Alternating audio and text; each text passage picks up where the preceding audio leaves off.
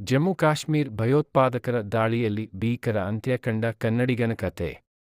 ಮಗ ಎಸ್ಎಸ್ಎಲ್ಸಿ ಪರೀಕ್ಷೆಯಲ್ಲಿ 98% ಪಡೆದ ಖುಷಿಯಲ್ಲಿ ಫ್ಯಾಮಿಲಿ ಸಮೇತ ಟ್ರಿಪ್ಪಿಗೆ ಪ್ರಯಾಣ ಬೆಳೆಸಿದ ಕುಟುಂಬ ಇಳಿದಿದ್ದು ಜಮ್ಮು ಕಾಶ್ಮೀರದಲ್ಲಿ.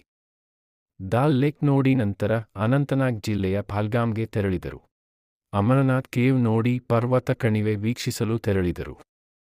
ಅಲ್ಲಿ ಕುದುರೆ ಸವಾರಿ ಮಾಡಲು ತೆರಳಿದರು. ಸುಮಾರು ಮಧ್ಯಾಹ್ನ 2:30 ಗಂಟೆಗೆ 3-4 ಜನ ಭಯೋತ್ಪಾದಕರ ಗುಂಪು 1200ಕ್ಕೂ ಹೆಚ್ಚು ಜನ ಪ್ರವಾಸಿಗರ ಮೇಲೆ ದಾಳಿಗೆ ಮುಂದಾದರು.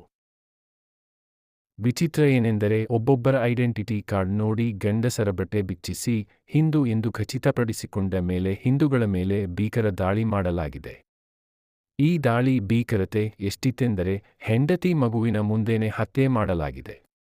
ಇದರಲ್ಲಿ ಕರ್ನಾಟಕದ 2 ಸೇರಿ 27ಕ್ಕೂ ಹೆಚ್ಚು ಜನರನ್ನು ಹತ್ಯೆ ಮಾಡಲಾಗಿದೆ ಹಾಗೂ 100ಕ್ಕೂ ಹೆಚ್ಚು ಜನರಿಗೆ ಗಾಯವಾಗಿದ್ದು, ಹತ್ಯೆ ಮಾಡುವ ಸಂದರ್ಭದಲ್ಲಿ ಹೋಗಿ ಮೋದಿಗೆ ಹೇಳಿ ಎಂದು ಪತಿಯನ್ನು ಕೊಂದು ಪತ್ನಿಯನ್ನು ಜೀವಂತವಾಗಿ ಬಿಡಲಾಗಿದೆ.